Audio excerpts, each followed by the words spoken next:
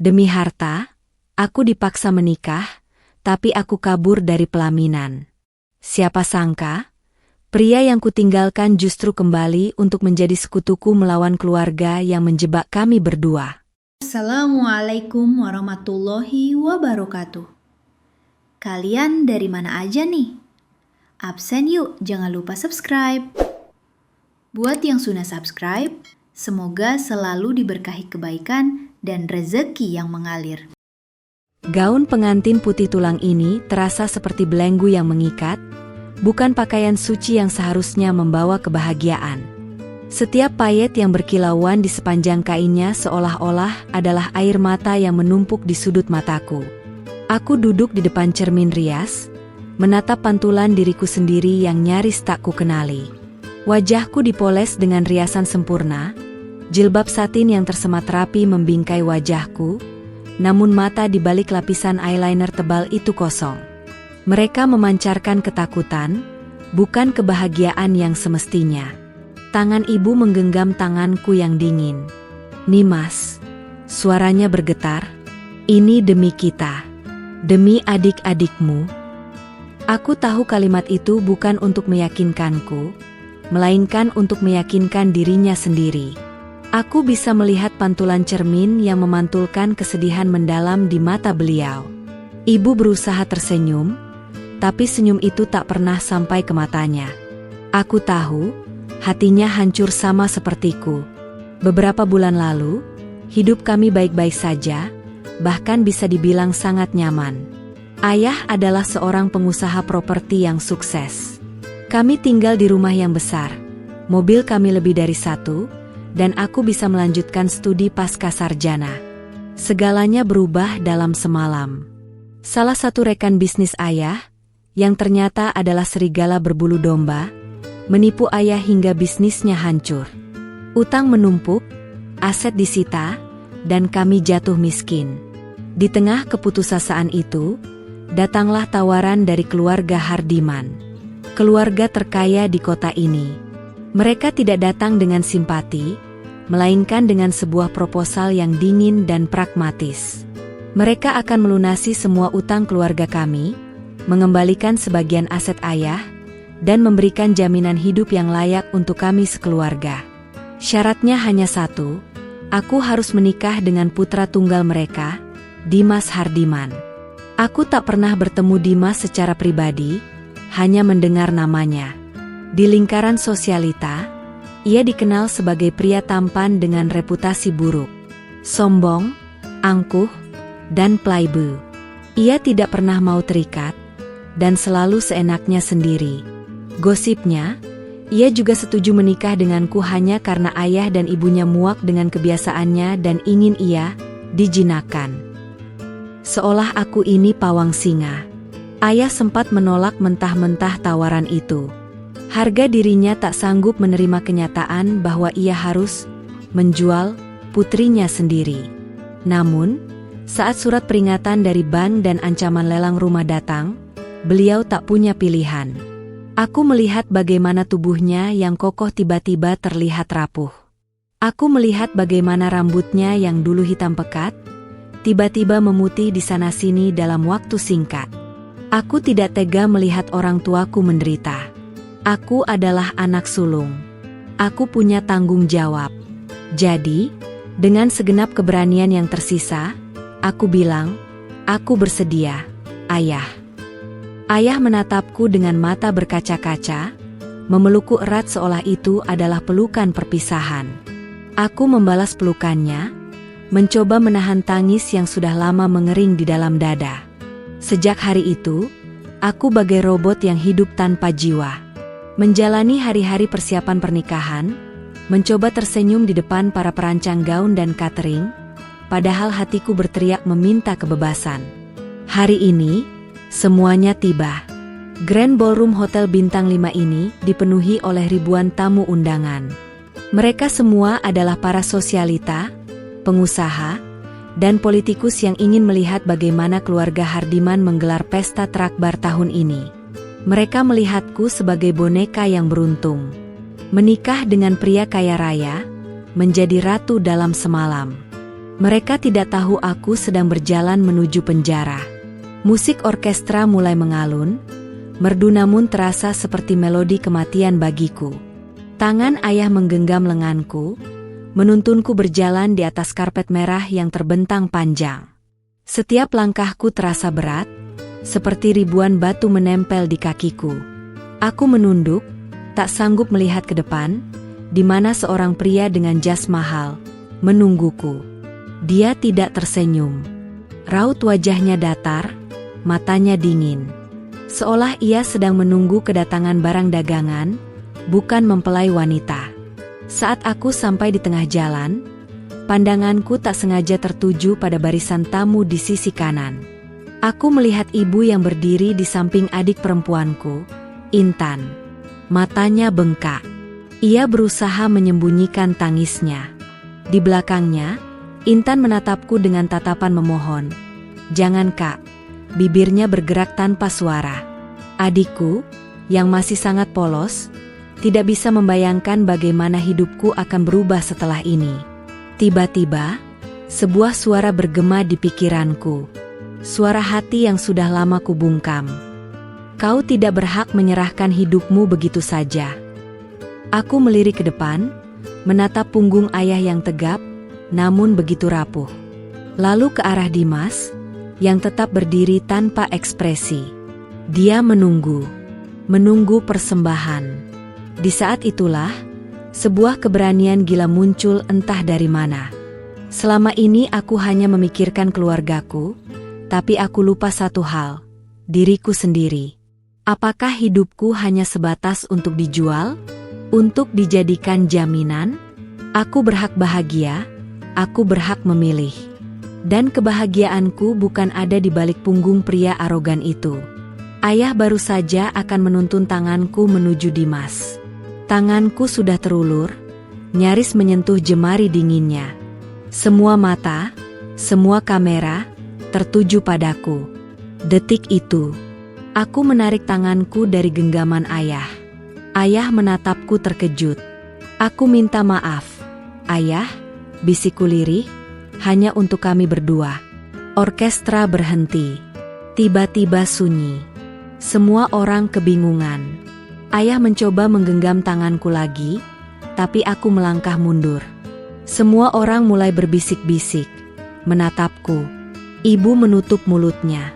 Dimas mengangkat alisnya, seolah-olah ia merasa geli melihat tingkahku. Tatapannya membuat darahku mendidih. Dia menatapku seolah aku adalah seorang badut yang sedang melakukan pertunjukan murahan. "Aku tidak bisa," teriakku, suaraku menggema di seluruh ruangan. Aku mengangkat ujung gaunku, tanpa peduli gaun itu akan rusak.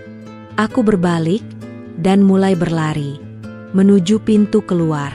Mengabaikan teriakan ayah dan ibu, dan bisikan histeris para tamu. Aku terus berlari, tak peduli hijabku berantakan. Aku hanya ingin lari dari penjara yang bernama pernikahan ini. Lari dari semua tuntutan dan harapan. Lari dari takdir yang ditentukan oleh orang lain. Lari menuju ketidakpastian, yang jauh lebih baik daripada masa depan yang sudah ditentukan oleh pria asing. Lari dari pelaminan, di depan semua tamu. Kaki telanjangku menyentuh aspal yang dingin. Aku tak peduli, rasa dingin itu tidak sebanding dengan panasnya rasa malu dan kemarahan yang membakar dadaku. Gaun pengantin yang seharusnya membuatku merasa seperti putri, kini terasa seperti beban yang menyeret. Aku berlari sekuat tenaga, melewati kerumunan mobil mewah dan para sopir yang terkejut melihat seorang pengantin wanita terburu-buru keluar dari hotel. Rambutku yang tersembunyi di balik jilbab berantakan, dan beberapa helai rambut keluar dari bingkainya. Di belakangku, aku bisa mendengar kekacauan. Teriakan nama, "Nimas," disusul suara ayah yang terdengar putus asa. Aku tidak berani menoleh. Mataku hanya fokus pada satu tujuan, kebebasan. Aku tidak tahu harus pergi kemana, tapi aku tahu aku harus jauh dari sini. Dari hotel ini, dari pesta ini, dan dari kehidupan yang dipaksakan ini. Jalanan di luar hotel sepi, hanya ada beberapa mobil yang lewat. Aku berhenti sejenak di tepi jalan, terengah-engah. Napasku memburu, dan aku bisa merasakan air mataku mulai membasahi pipi. Aku berhasil. Aku berhasil keluar. Tiba-tiba, sebuah mobil hitam mewah muncul dari arah belakang, melaju pelan mendekatiku. Jantungku berdebar kencang. Apakah itu mereka? Apakah mereka akan menangkapku dan mengembalikanku ke penjara? Pintu mobil terbuka, dan aku melihat seorang pria dengan seragam sopir hotel. "Nona Nimas, ayah Anda meminta Anda kembali," katanya dengan nada sopan namun tegas. Aku menggeleng, air mataku tumpah. "Aku tidak bisa. Tolong, jangan bawa aku kembali." Sopir itu tidak menyerah. "Ini perintah dari Tuan Hardiman," katanya, menyebut nama ayah Dimas. Aku membeku. Mereka bahkan sudah mengirim orang untuk mengejarku. Rasa ngeri mencengkeram hatiku. Tidak, aku tidak boleh kembali. Aku melihat ke sekeliling, mencari jalan keluar. Di seberang jalan, ada sebuah gang kecil yang gelap. Tanpa berpikir dua kali, aku berlari menyeberang jalan, nyaris tertabrak sebuah taksi yang mengerem mendadak. Aku tidak tahu kemana tujuanku. Aku hanya ingin menghilang. Masuk ke dalam gang itu, aku melepas sepatu hak tinggiku yang menyiksa. Sepatu-sepatu itu terasa seperti belenggu terakhir yang harus kulepaskan. Di dalam gang, aku menutupi wajahku dengan kedua tangan, membiarkan tangisanku pecah. Untuk pertama kalinya dalam beberapa bulan, aku membiarkan diriku merasa lemah. Aku menangisi nasibku, kehancuran keluargaku, dan semua harapan yang telah kubuang. Tiba-tiba, suara langkah kaki terdengar mendekat. Panik, aku segera bersembunyi di balik tumpukan kardus. Aku mengintip dari celah kecil, dan melihat dua orang pria berseragam hitam berjalan dengan senter, memeriksa setiap sudut gang. Mereka adalah tim keamanan keluarga Hardiman. Jantungku berdebar kencang, takut mereka akan menemukanku. Aku menahan napas, mencoba tak menimbulkan suara. "Bagaimana? Ada?" tanya salah satu pria. "Tidak ada. Dia pasti sudah lari jauh," jawab yang lain. Mereka berbalik dan pergi. Aku menghela napas lega, tubuhku lemas. Setelah mereka pergi, aku keluar dari persembunyianku, kembali ke jalanan. Malam sudah semakin larut, dan aku tidak tahu harus kemana. Ponselku mati, dompetku tertinggal. Aku tidak punya apa-apa selain gaun pengantin ini dan tubuh yang lelah.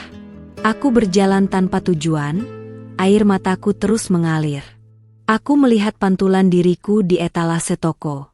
Seorang pengantin wanita yang compang-camping, dengan riasan luntur dan jilbab yang sudah tak berbentuk. Aku menertawakan diriku sendiri. Ini sungguh ironis. Aku adalah Nimas, putri pengusaha yang jatuh miskin, yang menolak menikahi pria kaya raya demi kebebasannya. Aku adalah seorang pengantin wanita yang kabur di malam pernikahannya. Seharusnya aku bahagia sekarang, tapi yang kurasakan hanyalah kekosongan. Aku tidak tahu apa yang akan terjadi padaku. Bagaimana nasib keluargaku? Apa yang akan dikatakan orang-orang? Aku telah menjadi berita utama, dan aku tahu itu akan menjadi aib bagi keluargaku. Ayah dan ibu pasti sangat malu dan marah. Aku tidak bisa menyalahkan mereka. Aku telah membuat keputusan egois. Tapi aku tidak menyesal. Aku tidak menyesal. Aku berulang kali mengucapkan itu dalam hati, mencoba meyakinkan diriku sendiri. Aku tidak bisa menyerahkan hidupku begitu saja. Aku harus berjuang untuk diriku sendiri. Aku terus berjalan hingga kakiku terasa mati rasa. Aku melihat sebuah halte bus, dan duduk di sana. Aku tidak tahu bus apa yang akan lewat, atau kemana tujuannya. Tapi aku tahu, aku harus menumpang bus ini. Aku tidak punya uang. Aku tidak tahu harus berbuat apa.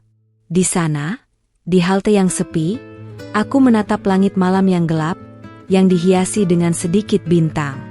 Seperti hidupku. Gelap, tapi masih ada secercah harapan.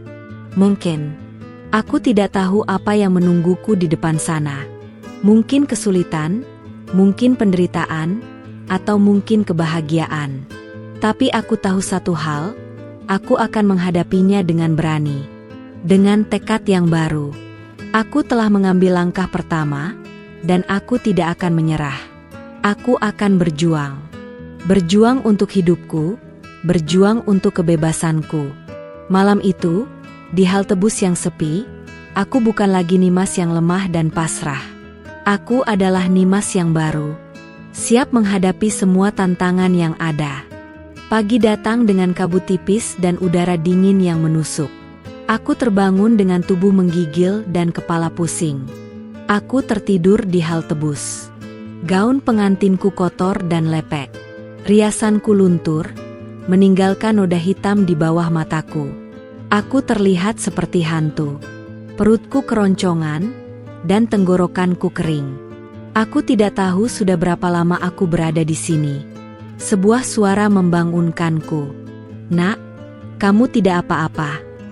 Aku mengangkat kepalaku, dan melihat seorang wanita tua dengan gerobak gorengan.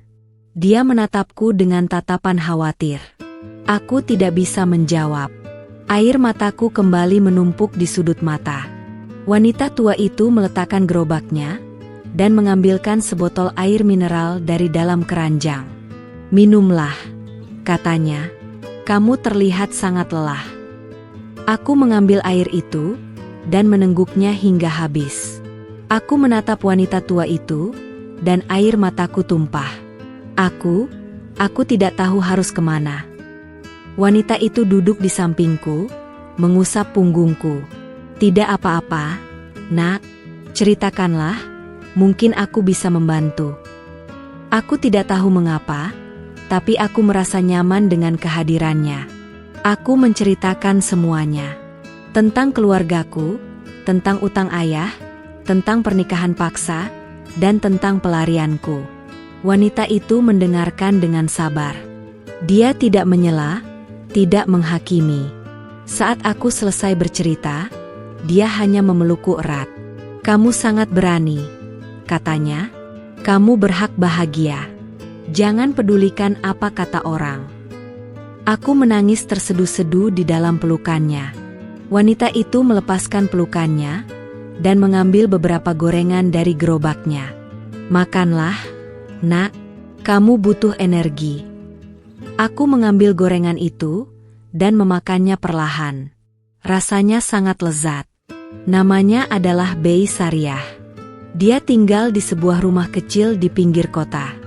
Dia menawarkan tempat tinggal sementara untukku. Kamu bisa tinggal di sini selama yang kamu mau. Katanya, aku akan membantumu mencari pekerjaan. Aku sangat berterima kasih. Bei Sariah tidak tahu siapa aku, atau apa yang telah kulakukan, tapi dia sudah memberiku pertolongan yang sangat besar. Aku merasa sangat beruntung. Aku mengikuti Bei Sariah ke rumahnya. Rumahnya sangat sederhana, tapi bersih dan nyaman. Ada sebuah kamar kecil di belakang, yang ia tawarkan untukku. Aku menolak. Aku tidak ingin merepotkannya. Tapi Bei Sariah bersikeras. Kamu adalah tamu, nak, jangan malu. Aku akhirnya menerima tawarannya.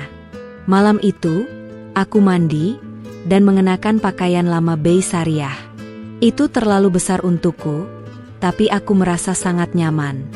Aku tidur di kasur empuk, dan untuk pertama kalinya dalam beberapa bulan, aku tidur dengan nyenyak. Keesokan harinya, aku terbangun dengan tubuh yang lebih segar.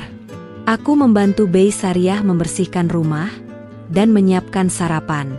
Kami sarapan bersama, dan aku merasa seperti memiliki keluarga baru.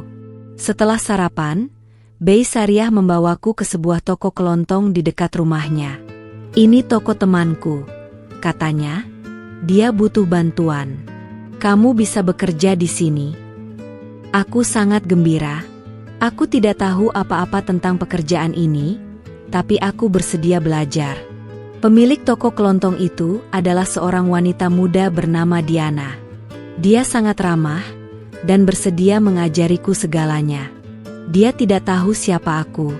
Aku memutuskan untuk tidak memberitahu siapa-siapa tentang masa laluku. Aku hanya ingin memulai hidup baru. Aku bekerja keras, melayani pelanggan, menata barang, dan membersihkan toko. Aku menyukai pekerjaanku. Aku merasa berguna. Aku merasa hidup. Beberapa hari kemudian, saat aku sedang menata barang, aku melihat sebuah koran. Aku melihat diriku sendiri di halaman depan. Putri pengusaha yang kabur di malam pernikahannya. Judul itu membuat jantungku berhenti. Aku membaca artikel itu dengan tangan gemetar.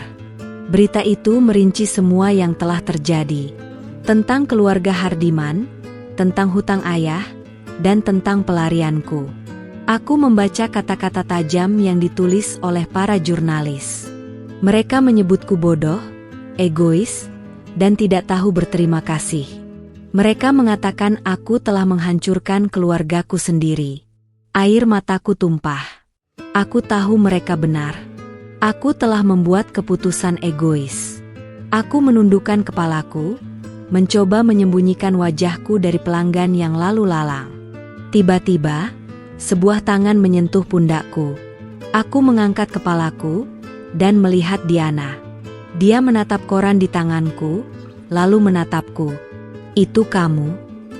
Aku mengangguk, air mataku mengalir. Diana memelukku erat. "Jangan dengarkan mereka," bisiknya. "Mereka tidak tahu apa yang telah kamu lalui." Aku menangis terseduh-seduh di dalam pelukannya. Aku sangat bersyukur memiliki teman sepertinya. Aku merasa tidak sendirian lagi. Malam itu, aku dan Diana duduk di teras rumahnya. Dia membawakan 2 gelas teh hangat, dan kami meminumnya dalam diam. "Jadi, apa rencanamu sekarang?" tanyanya. Aku menggeleng. "Aku tidak tahu," jawabku. "Aku hanya ingin hidup normal. Menemukan diriku sendiri." Diana tersenyum. "Aku akan membantumu," katanya. "Kita akan menghadapi semuanya bersama." Aku membalas senyumnya. Untuk pertama kalinya, aku merasa optimis. Aku tidak lagi takut. Aku tahu aku bisa menghadapi semuanya. Minggu-minggu berlalu dan aku mulai terbiasa dengan kehidupan baruku. Setiap pagi, aku bangun lebih awal, salat subuh, dan membantu Bei Sariah menyiapkan sarapan. Kemudian, aku berjalan kaki ke toko kelontong milik Diana. Pekerjaanku di sana sederhana, tapi setiap interaksi dengan pelanggan, setiap barang yang kutata di rak, memberiku rasa kepuasan yang tidak pernah kudapatkan dari kemewahan masa lalu. Aku belajar tentang harga-harga, tentang kebutuhan sehari-hari orang biasa, dan tentang bagaimana bekerja keras untuk mendapatkan penghasilan yang halal. Diana dan Bei Sariah menjadi keluarga keduaku. Mereka melindungiku, memberiku nasihat, dan menghiburku saat aku merasa sedih. Bei Sariah memperlakukanku seperti cucunya sendiri, sementara Diana adalah kakak yang selalu ada untukku. Aku bercerita tentang kehidupanku di masa lalu, tentang masa-masa sulit, dan tentang bagaimana aku ingin menjadi Nimas yang mandiri. Mereka selalu mendengarkan dengan sabar, dan mendukung setiap langkah yang kuambil. Suatu hari, saat sedang istirahat makan siang, aku membuka media sosial menggunakan ponsel butut milik Diana. Aku melihat banyak berita tentang diriku. Ada yang menghujatku, ada yang mengasihaniku, dan ada yang menyebutku sebagai pahlawan. Aku membaca komentar-komentar itu, dan aku menyadari betapa rumitnya hidupku. Aku telah menjadi figur publik, dan aku tidak bisa menghindar dari itu. Namun, di tengah semua berita itu, ada satu berita yang menarik perhatianku. Dimas Hardiman, pria yang seharusnya menjadi suamiku, membuat pernyataan pers. Dia mengatakan, "Saya menghormati keputusan Nimas. Saya harap dia menemukan kebahagiaan yang dia cari." Kata-kata itu mengejutkanku. Aku mengira dia akan marah dan mempermalukanku, tapi dia justru membelaku. Aku tidak tahu mengapa.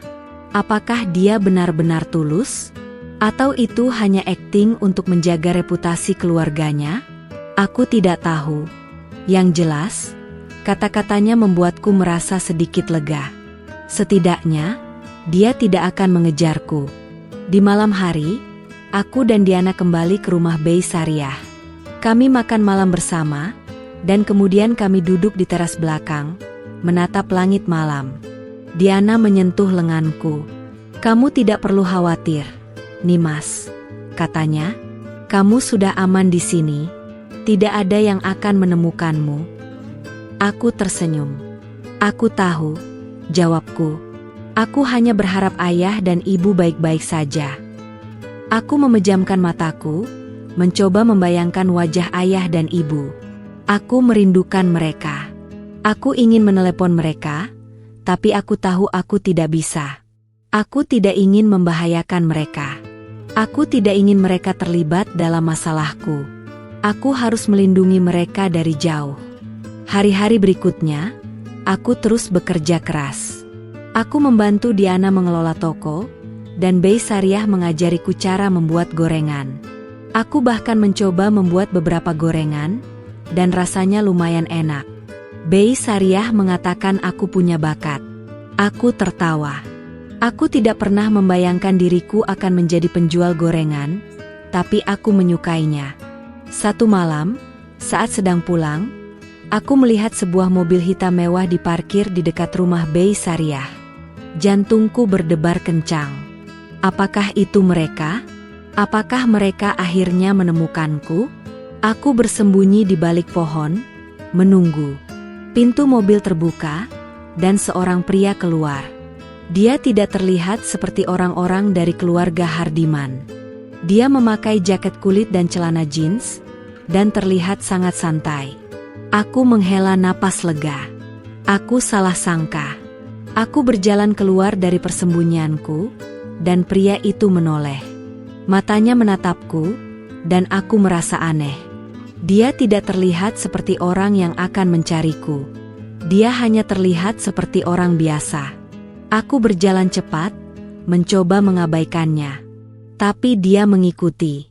Aku berhenti di depan rumah Bey Sariah, dan pria itu berdiri di depanku. "Nimas?" tanyanya. Aku terkejut. Bagaimana dia tahu namaku? Aku mundur selangkah, siap untuk berteriak. Pria itu mengangkat tangannya, mencoba menenangkanku. "Aku bukan orang jahat," katanya. "Aku teman ayahmu." Aku menatapnya dengan curiga. "Siapa kamu?" Pria itu tersenyum. "Namaku Yuda. Ayahmu memintaku untuk mencarimu." Jantungku berdegup kencang. "Ayah mengirimnya? Apa yang terjadi?" Yuda mengeluarkan sebuah surat dari sakunya. "Ayahmu memintaku untuk memberimu ini." Aku mengambil surat itu, dan membukanya. Itu adalah tulisan tangan ayah. Aku membaca surat itu, dan air mataku tumpah. Ayah mengatakan ia mengerti keputusanku, dan dia bangga padaku. Dia mengatakan ia telah membuat sebuah rencana untuk menyelesaikan semua utang mereka, dan aku tidak perlu khawatir. Yuda adalah teman lama ayah yang bersedia membantu. Dia adalah seorang detektif swasta. Aku tidak tahu harus merasa apa. Lega, gembira, atau sedih. Tapi yang jelas, aku merasa sangat bersyukur. Ayah tidak marah padaku. Dia mencintaiku. Setelah pertemuan dengan Yuda, aku merasa sedikit tenang. Ayah dan ibu baik-baik saja, bahkan mereka bangga padaku. Informasi ini adalah harta karun yang tak ternilai, jauh lebih berharga daripada semua utang yang mereka coba lunasi. Namun, ketenangan itu tidak bertahan lama. Berita tentangku terus bermunculan, dan kali ini, berita-berita itu dihiasi oleh foto-fotoku dan Dimas Hardiman. Aku melihat sebuah foto di mana kami berdiri di atas pelaminan. Di foto itu, aku terlihat sangat kaku dan tegang. Sementara Dimas berdiri di sampingku dengan wajah datar dan mata yang dingin. Wartawan menulis tentang pasangan yang tidak serasi dan pernikahan tanpa cinta. Aku menghela napas. Mereka benar. Mereka tidak tahu apa yang terjadi di balik layar. Aku membaca berita online. Banyak komentar yang muncul, sebagian besar menghujatku. Namun, ada satu komentar yang membuatku berhenti. Bagaimana jika Nimas adalah korban? Bagaimana jika dia dipaksa menikah? Aku membaca komentar itu berulang kali. Aku tidak tahu siapa yang menulisnya, tapi kata-kata itu menyentuh hatiku. Aku kembali ke rumah Bei Sariah. Aku merasa frustasi. Aku tidak ingin hidupku menjadi tontonan publik. Aku ingin hidup normal. Aku ingin kembali ke kehidupanku yang lama, di mana aku bisa berjalan di jalanan tanpa ada yang mengenaliku. Di tengah malam, aku tidak bisa tidur. Aku pergi ke dapur dan membuat secangkir teh hangat. Aku duduk di teras belakang, menatap langit malam. Aku tidak tahu apa yang harus kulakukan. Aku ingin membalas dendam. Aku ingin membuktikan kepada semua orang bahwa aku bukan boneka. Tapi aku tidak tahu bagaimana. Aku memejamkan mataku, mencoba membayangkan masa laluku. Aku membayangkan ayah dan ibu yang selalu tersenyum. Aku membayangkan adik-adikku yang selalu tertawa. Aku membayangkan kehidupan yang bahagia. Aku merindukan mereka. Aku tahu aku harus berjuang. Aku harus membalas dendam. Bukan untuk diriku sendiri, tapi untuk keluargaku. Aku harus membuktikan kepada semua orang bahwa keluarga kami bukanlah keluarga yang bisa mereka permainkan. Aku mengambil ponsel Diana dan mencari berita tentang keluarga Hardiman. Aku membaca semua berita yang aku bisa temukan. Aku membaca tentang bisnis mereka, tentang kekayaan mereka, dan tentang reputasi mereka. Mereka adalah keluarga yang kuat. Aku tahu aku tidak bisa melawan mereka sendirian. Aku memikirkan Yuda. Dia adalah satu-satunya harapanku. Dia adalah satu-satunya orang yang bisa membantuku. Aku memutuskan untuk menghubunginya besok. Aku akan meminta bantuannya. Aku akan meminta dia untuk membantuku menjatuhkan keluarga Hardiman. Aku tidak takut. Aku siap untuk menghadapi semuanya. Aku akan berjuang. Berjuang untuk kebenaran, berjuang untuk keadilan. 2 bulan telah berlalu sejak kedatangan Yuda. Ia ternyata adalah penyelamat yang dikirim ayahku. Yuda seorang detektif swasta yang loyal pada ayah. Ia bekerja di sebuah kantor kecil di pusat kota. Yuda bercerita bahwa setelah pernikahanku yang gagal, keadaan keluargaku memburuk. Ayah dan ibu menjadi bulan-bulanan media dan sosialita. Setiap minggu, Yuda datang mengunjungi rumah Bei Sariah. Ia membawakan pesan dari ayah dan ibu. Mereka tidak marah, mereka justru bangga. Ayah kini bekerja serabutan untuk melunasi hutangnya sedikit demi sedikit, dan ibu berjualan kue. Mereka berjanji akan menyusulku jika semua urusan sudah beres. Aku menangis setiap kali membaca pesan dari mereka, tapi aku juga merasa bangga. Aku merasa bahwa kami adalah keluarga yang kuat. Sementara itu, aku semakin nyaman dengan kehidupan baruku. Toko kelontong Diana menjadi duniaku. Aku belajar menghitung laba, menata inventaris, dan melayani pelanggan dengan senyum. Aku juga membantu Bei Sariah berjualan gorengan, dan rasanya sangat memuaskan. Suatu hari, saat sedang membersihkan bagian depan toko, aku melihat sebuah mobil hitam mewah berhenti di seberang jalan. Jantungku berdebar kencang. Itu adalah mobil yang sama dengan yang mengejarku dulu. Pintu mobil terbuka, dan seorang pria dengan jas mahal keluar. Dia menatapku. Jantungku berdebar kencang. Itu Dimas. Aku segera bersembunyi di balik rak. Aku tidak tahu apa yang harus kulakukan. Aku ingin lari, tapi kakiku terasa lemas. Aku ingin bersembunyi, tapi aku tahu aku tidak bisa lari dari takdirku. Aku menahan napas, menunggu. Pria itu berjalan menuju toko, dan aku melihatnya dari balik celah. Dia berjalan perlahan, matanya menatap setiap sudut toko. Ia terlihat mencari sesuatu atau seseorang. Aku bisa merasakan keringat dingin mengalir di punggungku. Aku tidak tahu mengapa, tapi aku merasa takut. Aku tidak ingin dia menemukanku. Aku tidak ingin dia menghancurkan hidupku yang baru. Aku ingin kembali ke kehidupanku yang normal. Aku melihat Diana keluar dari balik rak dan menyapa pria itu.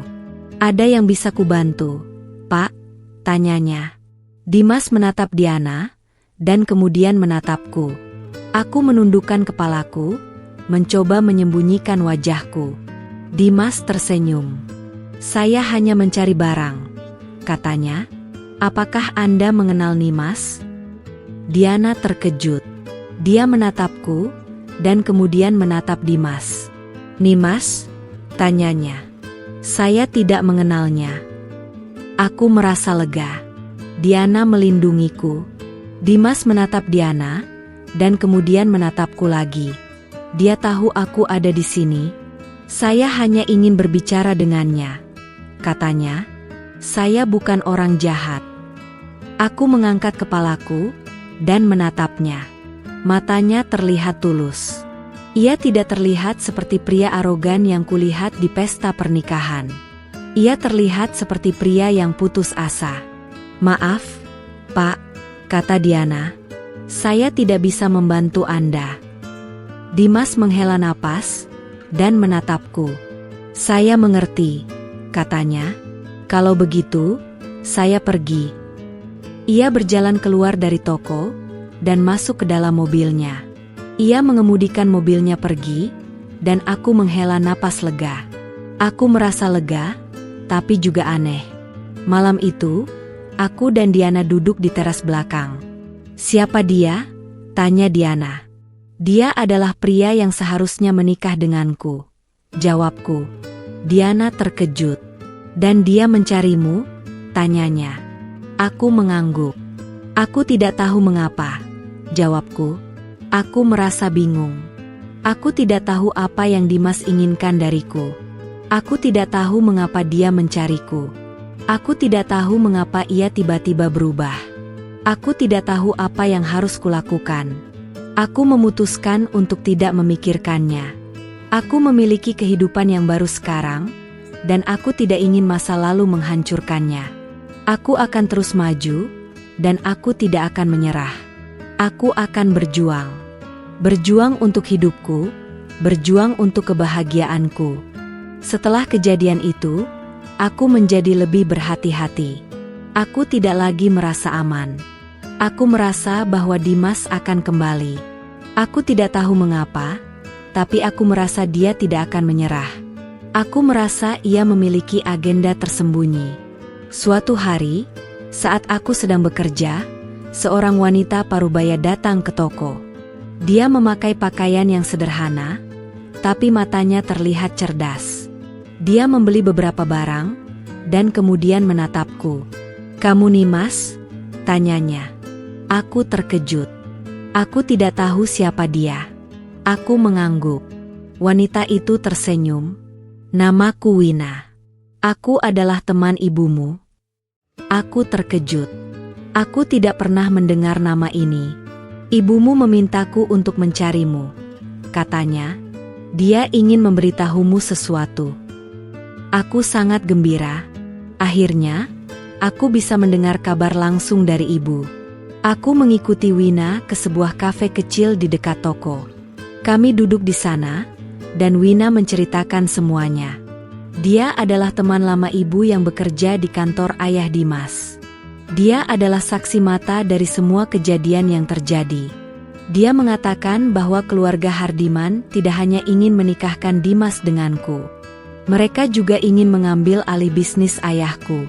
Mereka menggunakan hutang ayahku sebagai alat untuk memaksaku menikah. Aku terkejut. Aku tidak tahu apa-apa tentang ini. Aku hanya tahu bahwa keluargaku punya hutang. Aku tidak tahu bahwa keluarga Hardiman adalah dalang di balik semua ini. "Mereka ingin menghancurkan ayahmu," kata Wina. "Mereka ingin mengambil alih semua aset ayahmu." Aku merasa marah. Aku merasa dikhianati. Aku merasa bodoh. Aku telah menjadi boneka dalam permainan mereka. Tapi mengapa Dimas membelaku? Tanyaku. Wina tersenyum. Dimas tidak tahu apa-apa tentang ini, katanya. Dia tidak tahu bahwa orang tuanya melakukan ini. Dia juga dikhianati. Aku terkejut. Aku tidak bisa membayangkan bahwa Dimas tidak tahu apa-apa. Aku mengira dia adalah bagian dari rencana ini. Tapi ternyata tidak. Dia juga korban. Jadi, apa rencanamu sekarang? Tanya Wina. Aku menggeleng. Aku tidak tahu, jawabku. Aku hanya ingin membantu ayah dan ibu. Wina tersenyum. Aku punya rencana, katanya. Aku akan membantumu. Aku akan memberikanmu semua bukti yang kubutuhkan. Wina mengeluarkan sebuah USB flash drive dari tasnya. Ini adalah semua bukti yang kubutuhkan, katanya. Ini adalah bukti bahwa keluarga Hardiman adalah dalang di balik semua ini. Aku mengambil USB itu dan menatapnya. Aku tidak tahu apa yang harus kulakukan. Aku tidak tahu apakah aku harus percaya pada Wina. Tapi aku memutuskan untuk percaya. Aku tidak punya pilihan. Aku harus membantu keluargaku. Aku harus membalas dendam. Aku harus membuktikan bahwa aku bukan boneka yang bisa mereka kendalikan. Malam itu, aku duduk di teras belakang rumah Bei Syariah. Aku menatap USB itu, dan kemudian menatap langit malam. Aku tidak tahu apa yang menungguku di depan sana. Tapi aku tahu satu hal, aku tidak akan menyerah. Aku akan berjuang. Berjuang untuk kebenaran, berjuang untuk keadilan. Aku akan menghancurkan keluarga Hardiman.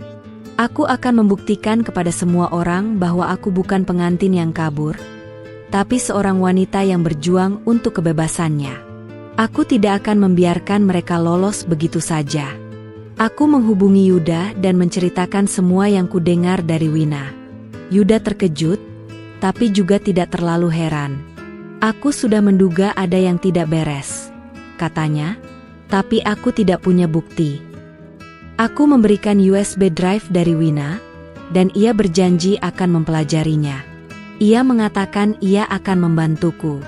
Aku merasa sangat bersyukur. Beberapa hari kemudian, Yuda meneleponku. USB itu berisi bukti yang sangat kuat, katanya. Aku sudah membuat salinannya. Tapi ini tidak cukup untuk menjatuhkan mereka. Kita butuh lebih banyak bukti.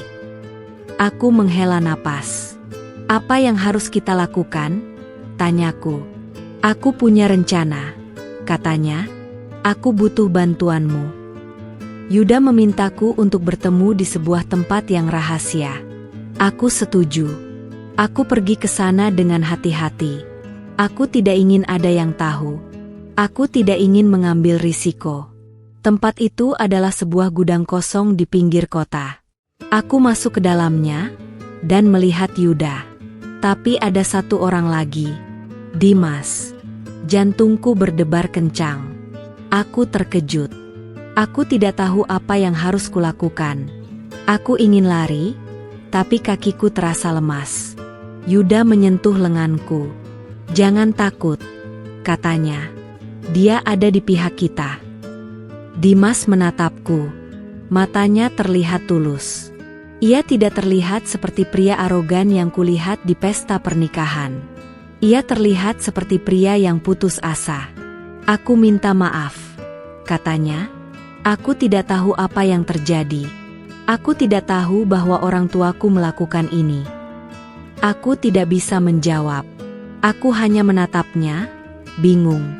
Dimas menceritakan semuanya. Dia mengatakan ia juga korban. Orang tuanya memanipulasinya, menggunakan pernikahanku sebagai alat untuk mengambil alih bisnis ayahku. Ia mengatakan ia tidak ingin menikah denganku, tapi ia tidak punya pilihan. Ia harus menyerah. Aku merasa sedih. Aku merasa kasihan padanya. Kami berdua adalah korban. Kami berdua dimanipulasi. Kami berdua dikhianati. Aku akan membantumu, katanya. Aku akan membuktikan bahwa orang tuaku bersalah. Aku tidak tahu apakah aku harus percaya padanya. Tapi aku melihat mata di dalamnya. Matanya memancarkan ketulusan. Aku memutuskan untuk percaya. Kami mulai merencanakan sesuatu. Kami harus mencari bukti lain untuk menjatuhkan keluarga Hardiman. Kami harus bekerja sama. Aku tidak pernah membayangkan akan bekerja sama dengan pria yang seharusnya menjadi suamiku, tapi aku tahu ini adalah satu-satunya cara. Kami mulai merencanakan sesuatu.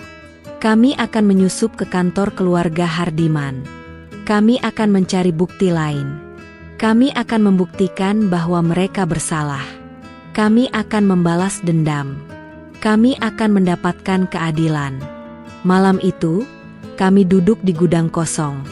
Kami tidak berbicara. Kami hanya menatap satu sama lain. Aku merasa aneh. Aku merasa nyaman. Aku merasa bahwa aku tidak sendirian lagi. Aku tahu bahwa ini adalah misi yang berbahaya. Aku tahu bahwa kami bisa tertangkap. Tapi aku tidak takut. Aku memiliki Yuda dan Dimas di sisiku. Aku memiliki ayah dan ibu di belakangku. Aku tidak sendirian. Aku menatap Dimas. Ia tersenyum. Aku membalas senyumannya. Kami berdua tahu bahwa ini adalah awal dari sesuatu yang baru. Sebuah awal dari perjuangan. Misi kami dimulai. Kami bekerja sama, merencanakan setiap langkah dengan hati-hati. Aku memasuki kantor keluarga Hardiman di malam hari, dengan Dimas membantuku dari jauh. Ia menggunakan pengetahuannya tentang kantor, dan aku menggunakan keberanianku. Kami berkomunikasi lewat AirPH yang diberikan Yuda, dan bekerja sama seperti sebuah tim yang tak terlihat. Kami berjalan di koridor yang gelap, bersembunyi di balik lemari arsip, dan mencari bukti yang kami butuhkan. Aku merasa aneh. Aku merasa nyaman di samping Dimas. Meskipun kami hanya berkomunikasi lewat suara. Aku tidak lagi melihatnya sebagai pria arogan yang dingin. Aku melihatnya sebagai teman, sebagai sekutu, sebagai seseorang yang sama-sama berjuang. Kami menemukan sebuah ruangan rahasia di dalam kantor ayah Dimas. Ruangan itu penuh dengan dokumen-dokumen yang mencurigakan. Aku mengambil semua dokumen yang kami bisa, dan kami membawanya keluar. Kami berhasil. Kami tidak merayakan kemenangan kami. Kami tahu ini baru permulaan. Kami tahu bahwa keluarga Hardiman tidak akan menyerah begitu saja. Kami harus berhati-hati. Keesokan harinya, kami bertemu dengan Yuda. Kami memberikan semua dokumen yang kami temukan. Yuda terkejut. Ini lebih dari yang aku bayangkan, katanya. Ini cukup untuk menjatuhkan mereka. Kami merencanakan langkah selanjutnya. Kami akan mengadakan konferensi pers. Kami akan membongkar semua kebohongan keluarga Hardiman di depan semua orang. Kami akan membuktikan bahwa mereka bersalah. Tentu saja, ayah Dimas dan ibunya tidak akan tinggal diam. Mereka akan mencoba menghentikan kami. Mereka akan mencoba membungkam kami. Tapi kami tidak takut. Kami punya kebenaran di pihak kami. Saat konferensi pers dimulai, aku merasa gugup. Aku takut. Tapi aku tahu aku harus melakukannya. Aku harus berjuang. Aku berdiri di depan wartawan, dan aku menceritakan semuanya.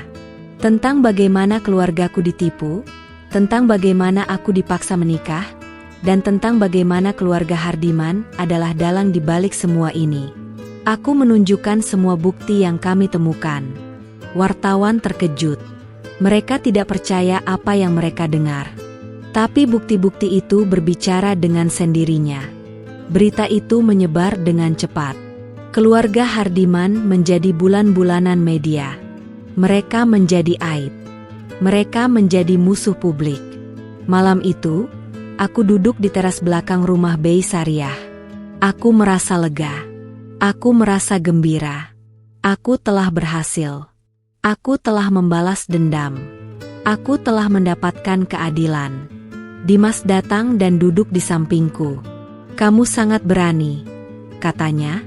Kamu telah melakukan apa yang aku tak bisa lakukan. Aku tersenyum. Kita melakukannya bersama. Jawabku. Kami tidak berbicara lagi. Kami hanya duduk di sana, menatap langit malam. Kami berdua tahu bahwa ini adalah akhir dari sebuah bab, dan awal dari bab yang baru. Kami berdua tahu bahwa ini adalah awal dari kisah kami. Sebuah kisah yang baru. Setelah konferensi pers itu, hidupku berubah total. Semua mata memandangku, bukan lagi sebagai pengantin yang kabur, melainkan sebagai seorang wanita yang berani berjuang demi kebenaran. Pagi-pagi sekali, aku sudah disambut oleh tatapan kagum dari para pelanggan di toko kelontong. Mereka tidak lagi bertanya-tanya, siapa wanita ini? Melainkan, apakah ini benar-benar Nimas yang ada di berita? Aku hanya tersenyum, dan kembali ke pekerjaanku. Aku sangat mencintai kehidupan baruku ini. Rasanya damai dan bermakna. Hidupku kembali normal, bahkan lebih baik. Ayah dan ibu mendapatkan kembali semua aset mereka. Ayah membuka sebuah bisnis kecil, dan ibu memulai usaha kue. Mereka sangat bahagia, dan aku sangat bangga pada mereka. Mereka telah membuktikan bahwa mereka adalah keluarga yang kuat, yang tidak akan menyerah pada kesulitan. Aku tidak pernah kembali ke kehidupan lamaku yang penuh dengan kemewahan. Aku merasa bahwa aku telah menemukan kebahagiaan yang sejati. Kebahagiaan yang tidak bisa dibeli dengan uang, atau dengan kekayaan. Kebahagiaan yang datang dari kerja keras, dan dari kebebasan. Dimas juga berubah. Ia tidak lagi menjadi pria yang sombong dan arogan. Ia menjadi pria yang rendah hati dan peduli. Ia meninggalkan keluarga Hardiman, dan memulai bisnisnya sendiri. Ia mendirikan sebuah yayasan yang membantu para pengusaha kecil, dan ia menjadi seorang dermawan yang terhormat. Aku selalu membaca berita tentangnya, dan aku merasa senang. Hubunganku dengan Dimas juga berubah. Kami tidak pernah menikah, atau bahkan menjadi pasangan kekasih. Kami adalah teman. Kami adalah sekutu. Kami adalah sebuah tim. Kami saling mendukung, saling membantu, dan saling mencintai. Aku merasa bahwa hubungan kami adalah hubungan yang unik, yang tidak bisa dipahami oleh orang lain. Tapi itu tidak masalah. Yang penting, kami berdua bahagia. Suatu hari, Dimas mengunjungiku di toko kelontong. Ia tidak memakai jas mahal, tapi ia memakai kaos dan celana jeans. Ia terlihat santai, dan ia tersenyum. Ia menatapku, dan matanya tidak lagi dingin. Matanya memancarkan kehangatan. "Kamu terlihat sangat bahagia," katanya. Aku tersenyum. "Aku memang bahagia," jawabku. "Ini adalah kebahagiaan yang aku pilih sendiri." Dimas mengangguk. "Aku senang," katanya. "Kamu layak bahagia." Aku tersenyum. "Kamu juga," jawabku. Kami tidak berbicara lagi. Kami hanya duduk di sana, menikmati kebersamaan kami. Aku tahu bahwa ini bukanlah akhir dari kisahku. Ini hanyalah awal dari bab yang baru. Sebuah bab yang aku tulis sendiri. Sebuah bab yang penuh dengan kebahagiaan dan kebebasan.